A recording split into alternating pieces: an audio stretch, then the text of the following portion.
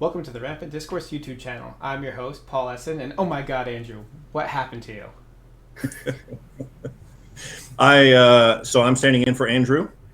He was nice enough to give me a chance to be here. My name is Jeremy. And I'm Travis Hudson. And Travis, what are we doing this fine evening?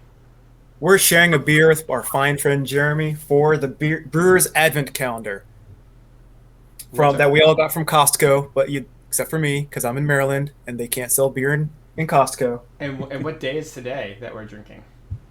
Oh my gosh, it's We would know 10 plus 4. What is that? I don't have enough fingers for that. Oh, Jeremy, help me out. 14. All right.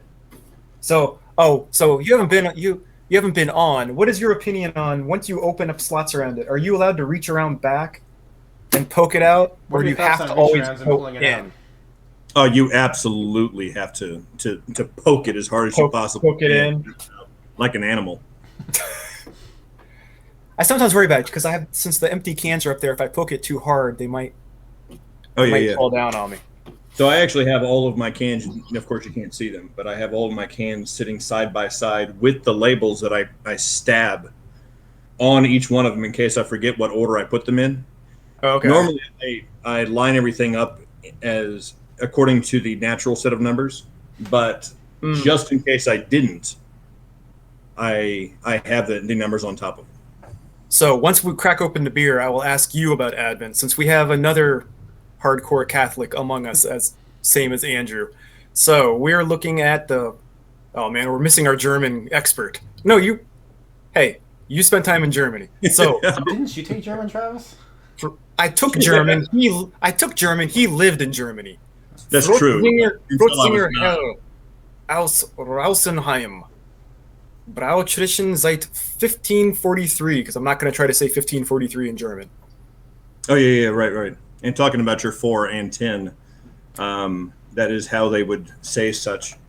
So, yeah, I did think that one of the interesting things that they have on the beer is that it has to be according to the rule of somewhere in the 16th century. So it made it 1543.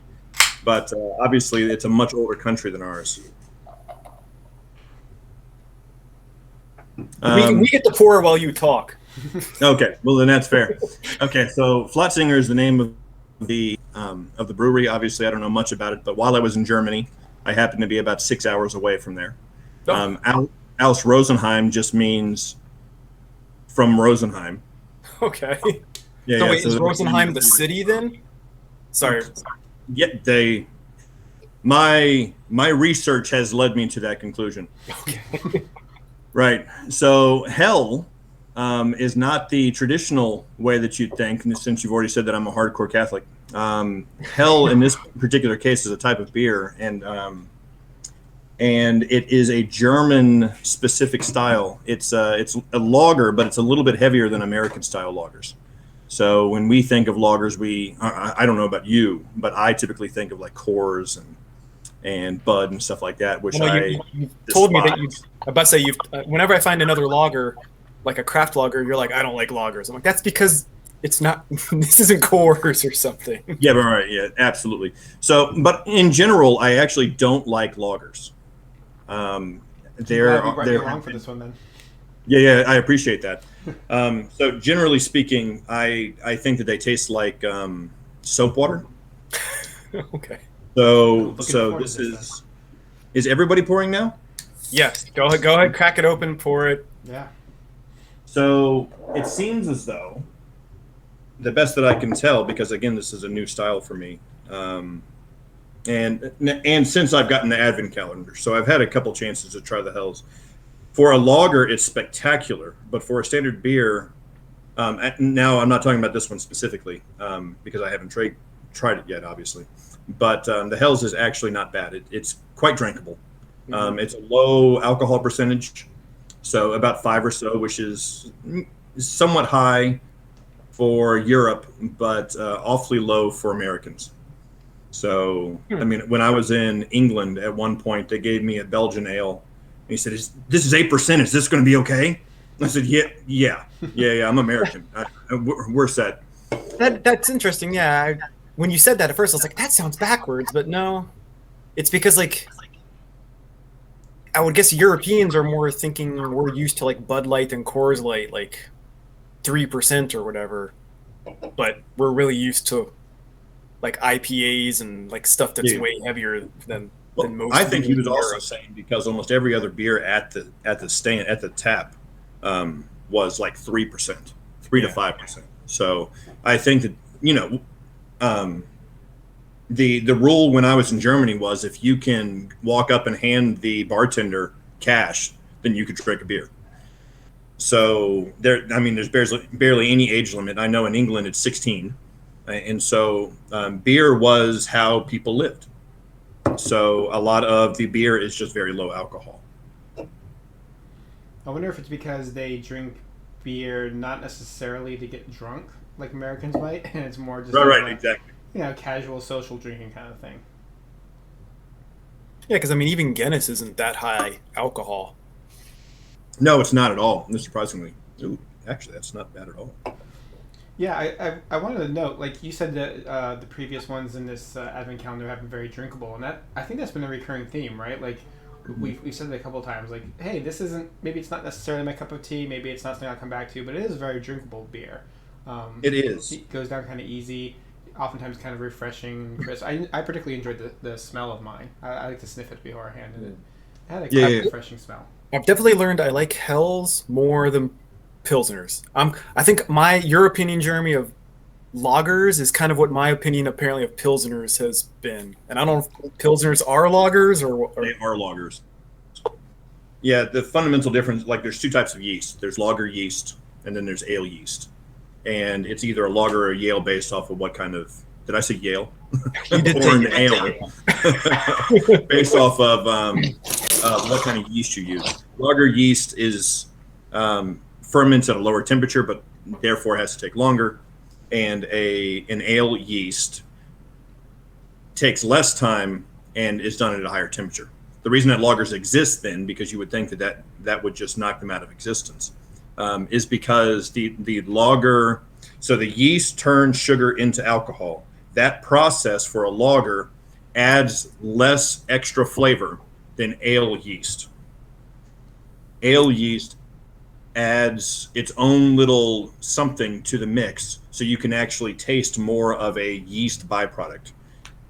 So that's still interesting though, because you acted like, why would you make lager if you can brew ales faster, and at least and at higher temperatures? Maybe this is another American viewpoint. Wouldn't you want the beers that have the extra taste in it over you're just drinking yellow water? No, so it's not that lagers don't have their own taste. They certainly do. Right. But the fermentation process does not, for lagers, adds less extra flavor of whatever byproduct that happens to be. Some people obviously prefer that it's not there, which is why they drink more lagers. I have found, and anybody in my family that I've talked to about it actually prefers the ale byproduct taste to the lager no byproduct taste. Okay. So that explains why lagers usually we describe them as like crisp, right? Is because they don't have that extra yeast byproduct. Right, and that's probably true. Now, I honestly, I'm not sure I could tell you what I'm not sure that I could characterize that. If you were to bottle it and then say, hey, what does this taste? I'm not sure that I could tell you that is the byproduct from the ale, or from the ale yeast. Yale byproduct. The Yale, right. So that's funny because I was rereading the book Teach You to Be Rich, actually. And one of his examples in there about why you don't need a financial advisor is he gave the example of it's the book I Will Teach You to Be Rich. I was just flipping through it again while I was waiting for stuff to build because I knew I'd not have time to like dive into something. Anyway, he has a chapter about why you don't need a financial advisor. Right. And his opening example is because he's all about like experts aren't really experts, and he gives an example about wine tasting that apparently, I don't know how long ago, they gave like 50 some wine experts. They said, here's red wine, describe it to me. And they gave all the usual, characteristically red wine adjectives. Then they said, here's a white wine, describe it. And, it's all the regular floral, blah, blah, blah, blah. Then they said, well, guess what? that red wine was actually the white wine with food coloring in it. Yeah. And it's like even the experts were tricked into like thinking like, oh, it's red, so I'd have to describe it red. Right. I don't know how. It seems like they would have to be able to tell it. You would tell the difference between like a Pinot Grigio and a Pinot Noir. Yeah, I call BS on that a little bit. Like I've heard a similar story where they take like a $5 bottle of wine. Like that's the story I usually hear. Yeah. Yeah, but white wine and red wine, even I have no right. taste buds for wine. I can tell the difference between a white and a red. The $5 to like $50 bottle of wine, like I can see like that not being able to be discerned as well as an expert might think they could. Mm-hmm. Right. But yeah, red and white are. It'd be like you couldn't tell the difference. I don't know what's the equivalent in beer. Ale and lager. Yeah, I mean, I guess you couldn't tell the difference between this and Guinness or something. I don't know. Right, yeah. Oh, so Guinness is an ale, or it's a stout.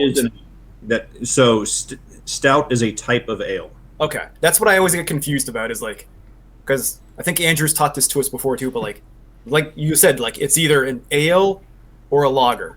Right. Everything else is subtypes of one of those two types, right? Correct. Okay. Correct. Now they do have, if this was a Venn diagram, there's kind of an intersection between the two. They have lager yeast that has been forced so they can ferment at a higher temperature. So they've been chosen generation after generation, right? Intelligent design, so to speak, of being able to ferment at a higher temperature. But the byproduct with that is that you can actually taste some of the fermentation byproduct. So although that's technically a lager, I would argue that it is kind of this in-between kind of state.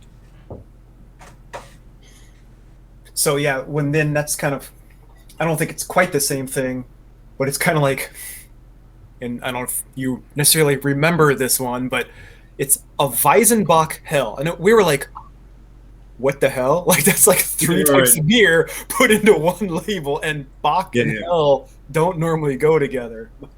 So yeah, I looked at this too because I actually do like Bocks, and I was shocked. And then now, obviously, that has nothing to do with this particular one, right? But I was shocked to find out that Bocks are also lagers. So one of my favorite, I actually quite enjoy Belgian style ales.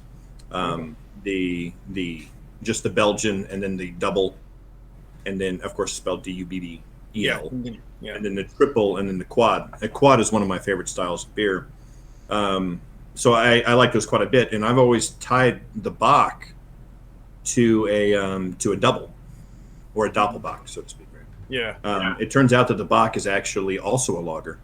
It's just it's the bottom of the barrel, and I don't mean that in quality. I mean literally the bottom of the barrel. And so because of that, it comes with a much heartier taste. You're getting a lot more of the byproducts and also the ingredients in the first place. So instead of kind of skimming off the top, where you just kind of get the very, very thin liquids that floated to the top, instead you get this residue, and it's much meatier and much darker. I do actually like Bocks.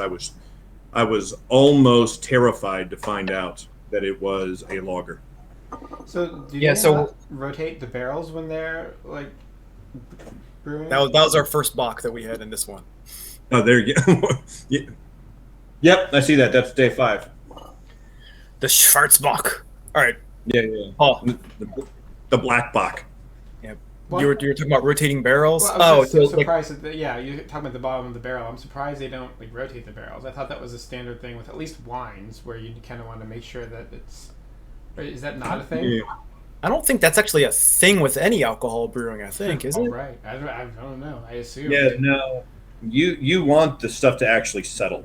Okay. You want and when, because I've made beer. Now I've made bad beer. It went. But to be fair, I mean, beer's been around for about 13,000 years, and we've only been able to make it not sour for the last 1,000. So we're a little spoiled. So I really am just getting back into tradition. But but in the process, you really just want everything to settle as much as possible. And when you're pouring it out, you pour it from the top, you kind of siphon it out, and you stop right when the chunks start coming in. Typically, chunks. That's tasty. That's what you want to see in your beer. So when you made your own beer with pulp, because I have like a kit that we got for free before everything got shut down, right? But when you we got a free beer kit, but it was basically just like a bucket with a tube, and like I think a way to, and then like some way to like measure the alcohol level. It was like something I guess you stick into it, and it rises up as the alcohol level rises or something. I think. Yeah. I never actually used it, but if I did, I was just gonna go to like the homebrew store like a couple of miles from my house and just kind of like buy a kit. Sounds like. Which is kind of cheating. I understand, but. Right. I actually, oh man, I had this conversation. There's a guy that I work with that owns a farm, basically, and he grows his own chickens and harvests his own bees and honey and stuff. And so he makes his own mead. And he explained this whole process to me, and basically he's checking the density of the before and the after the fermentation. Mm-hmm. And by comparing the density, you can actually determine. And there's some formula that you can actually, there's a constant in there somewhere. Of course, there's always a constant that you can multiply by. And then basically just the density changes proportionally to the alcohol content. Right. So I wouldn't be able to give you any more information than that. But I do know that you can measure based off of the density change. Which is, I think, the whole thing of like what this tube or whatever it is. It looks almost like a thermometer, if I remember right.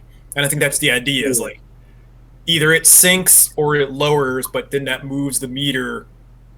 Because like I guess you probably put it in and set it at 0, and then as it moves, it's telling you the alcohol. I don't know. My neighbor across the street makes his own wine and has made his own beer, so he came over to try to show me how to use it. But. Yeah, I actually have no idea what alcohol content the beer that I made was, the sour beer that I made. So. Yeah, and I kind of like it that way. So you don't know if you're going to. Our first freeze. This is a flattering picture. Well, Paul, I guess we have to fill the silence somehow. So what do you think of the beer, Travis? It's not bad. I'm trying to. Oh, there we go. I hear you. Yeah. Sorry. I say you froze. You froze. At least you froze in a flattering way, not a. Yeah. So did you guys. This. Now, and what's funny is I see you now, Paul, moving where I hadn't seen you move for the last half an hour. Oh wow. So. I think Paul's trying not to move because he has that motion blur effect going on. Right. He's like a bad PlayStation game or something. And he did a damn good job. Yeah. So my dad was in Southeast Asia. And what they would do is they actually added formaldehyde to the beer. So it wasn't the people on the base that did it, but whoever made the beer added formaldehyde to the beer. And let's just say that their manufacturing process was not nearly as consistent as ours. Was that purely just to raise the alcohol level? Like, I don't want to know. Did they do it on purpose or was it an accident?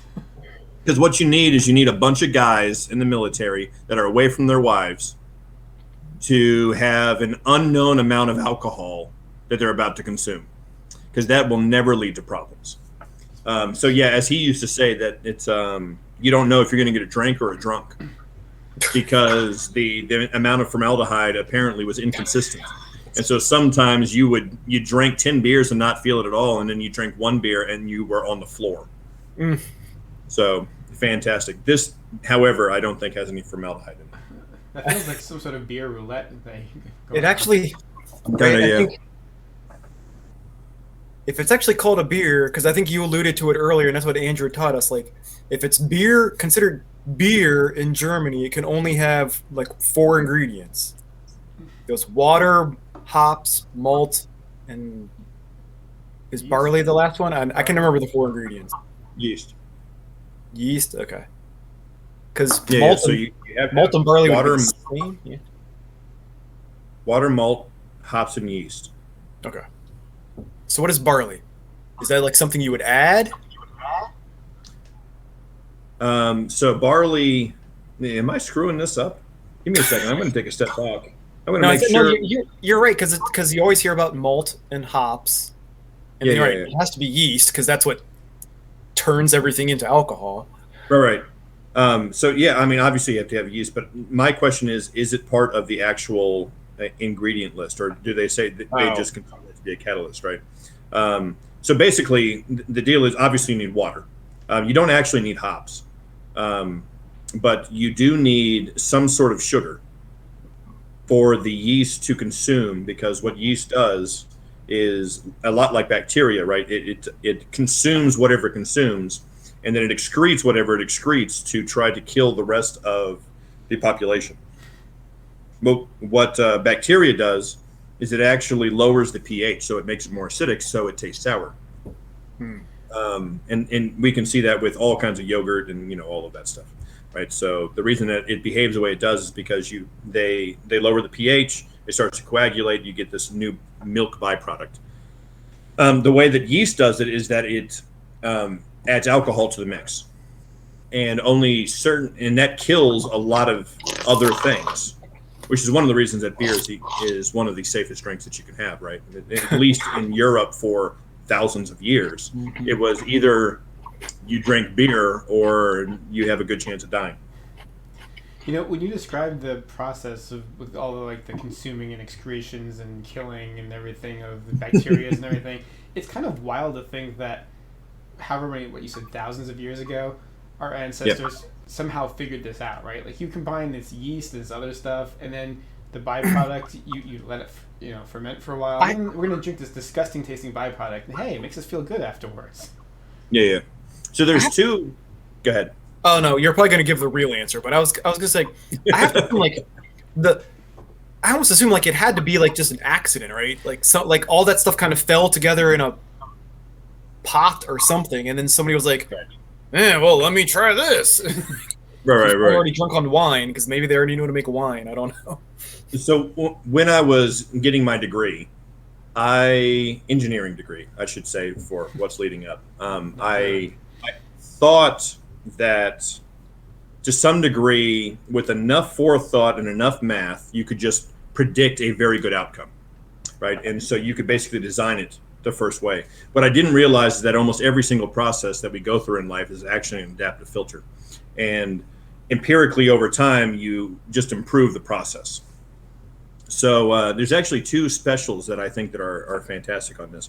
One is Guns, Germs, and Steel. And there's a doctor that's on sabbatical, and he's in South America or something like that. I hope nobody calls me racist for that, for not knowing what continent it's in. But there are a whole bunch of hunter-gatherers there. And they look at the American and they say, why do you have so much and we have so little? And like a good intellectual, like a good university professor, he actually researched the hell out of that. And and I mean a different hell. Not that hell. He didn't drink a lot. Yeah, he might. You never know. He might have used actually, and that's basically what he came to. Is he said basically the cultivation of wheat or some other kind of grain makes it so a few people can feed a lot of people. And so you have one farmer that basically now feeds a village. Now you have to plant the wheat or whatever other kind of grain. So corn in America, obviously wheat in Europe. Asia has rice. There are different kinds of. New Zealand has its own grain. So there are all slight variations. But you have one farmer and you have a village. You have to plant it, which means that has to. It's hard to have a hunter-gatherer wheat. But because you're now building around this farm that is feeding everybody, you have houses, and you have people that are trying to fill the houses with bling, and you have people that are trying to decorate their houses. And now you have time for people to do things other than go hunt and kill. But still, so my wife and I watched that, and still I had the question, well, how the hell did we decide that we were going to start eating wheat?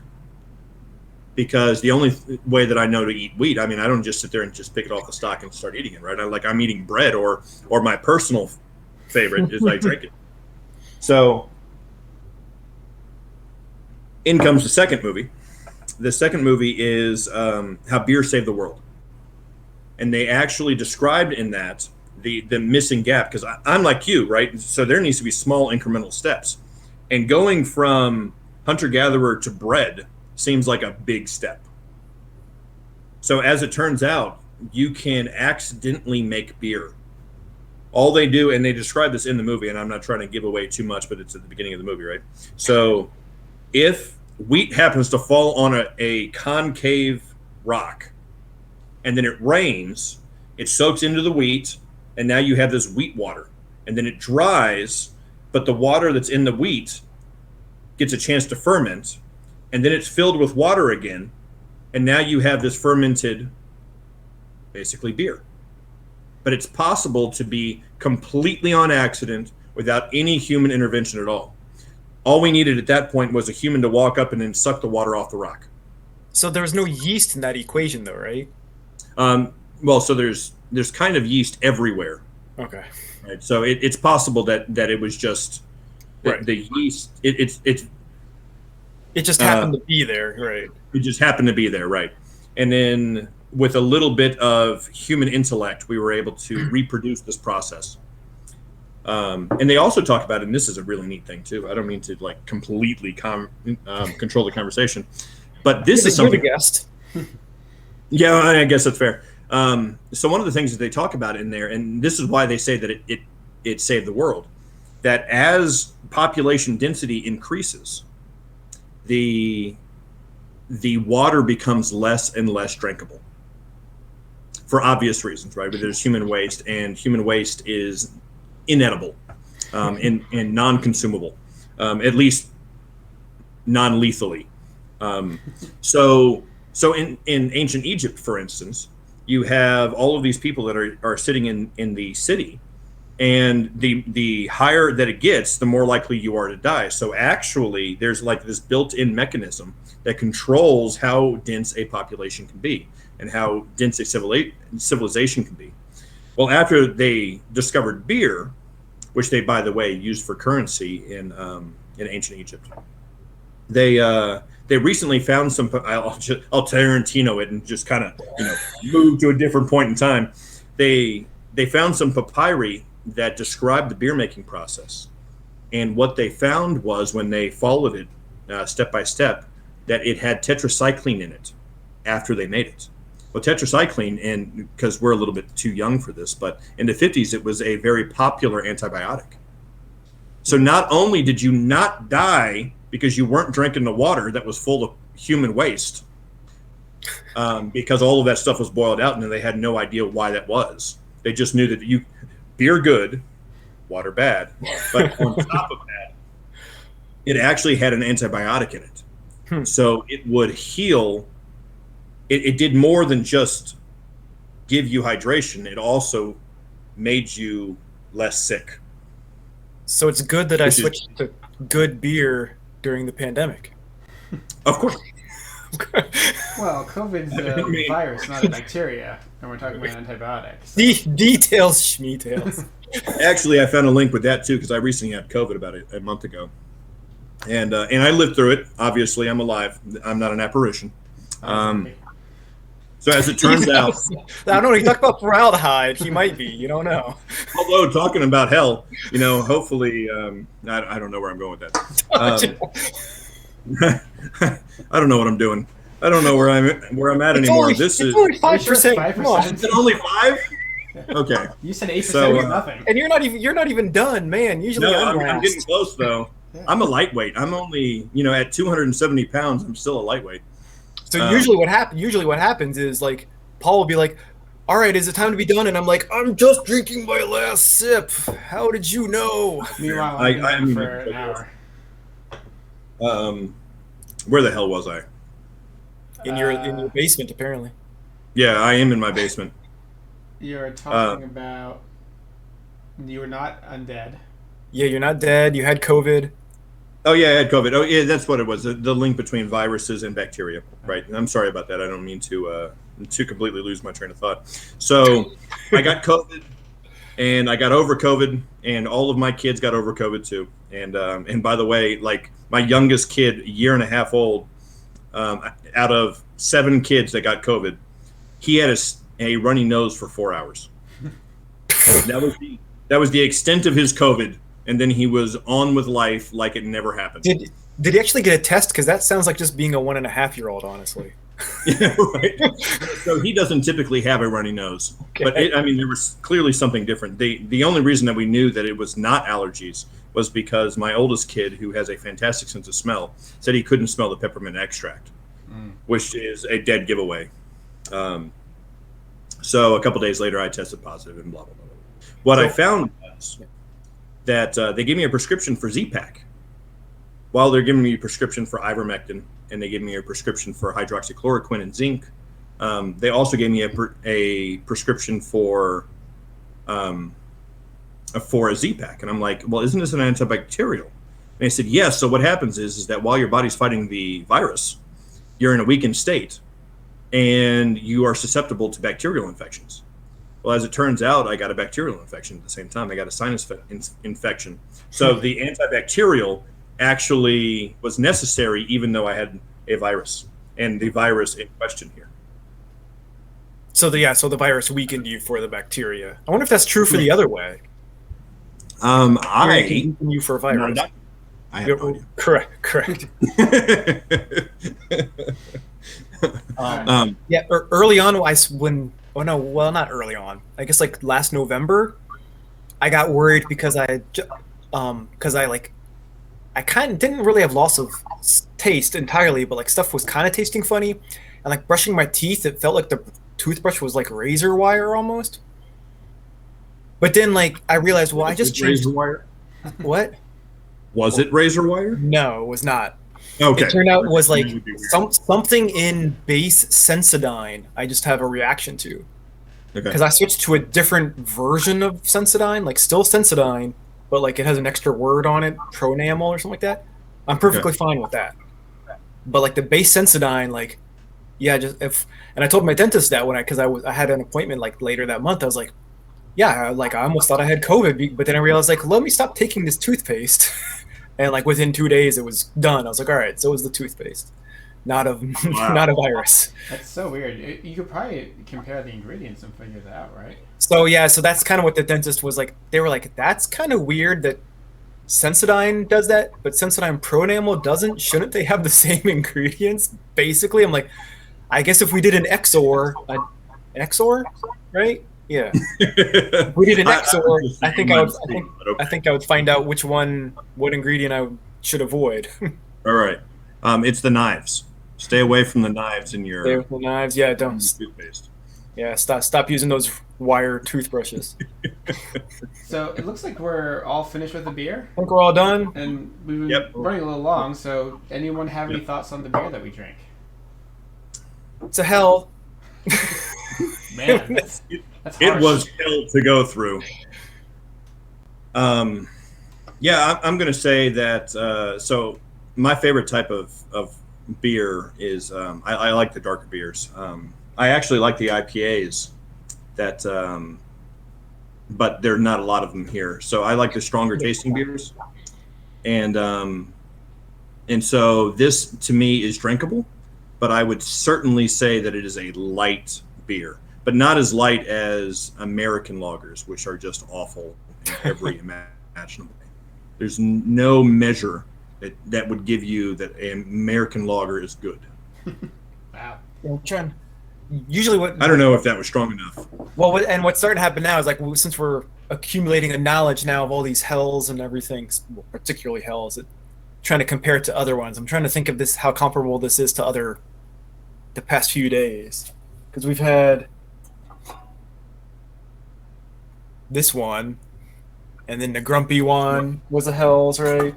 I will say, Travis, so far you have the lowest combined number of thumbs up out of all. I am very negative. Yeah. It has to be an outstanding beer. Obviously, Jeremy has the fewest, but I'm not counting him. Andrew has the most. So about the thumbs up and thumbs down, I mean, it would totally be based off of what the unit is. If it's what I pay for this, if I were at a bar, then that would get one answer. If somebody gave it to me, would I drink it? Then that may be a different answer, right? So that's why we leave it up to you, and you can Right. if you feel like you have to justify it afterwards, you can justify it extra afterwards. But yeah, That's fair. So should we go to the thumbs up, thumbs down? Are we ready Let's for do it. that? sure. All right. 3, 2, 1. Oh wow! Wow. All right. I'm surprised. There we go. Oh. That was a 3 thumbs up. I expected at least one. If not, I would be in the minority on it. But I will say mine was very, very tentative. Like, I thought it was drinkable is a great term for it, right? Like, if someone gave it to me, I'd drink it. If I bought it at a bar, I might order another one because it was kind of a good conversation beer. It was light, Yeah. it smelled good, crisp, refreshing, and everything. But didn't particularly enjoy the taste, but it didn't taste bad either. So, I'm giving a very tentative thumbs up. not everything has to be stand out and unique, right? Like I'm Right. the one notorious that for liking stuff just because it's different. I can like stuff that's just a really good version of what it's trying to be. Yeah. It had flavor. Not a lot of flavor, but it was something that obviously we were very. It was probably for what it is. It was probably a little too high in the alcohol content. If it was like a 3 or 4, it would be the absolute perfect conversation beer. There's nothing spectacular about it, except for the conversation that goes on while you're drinking it. Right. Take that Yeah. as a compliment. And to use the buying analogy or mechanism or whatever you want to call it, like if I saw this on the shelf, am I going to buy it again? Maybe, probably not, I guess, like depending what's on the shelf next to it. But like you said, like if you're at the bar and you get one, you're like, sure, hit me with another. Like, Yeah, right.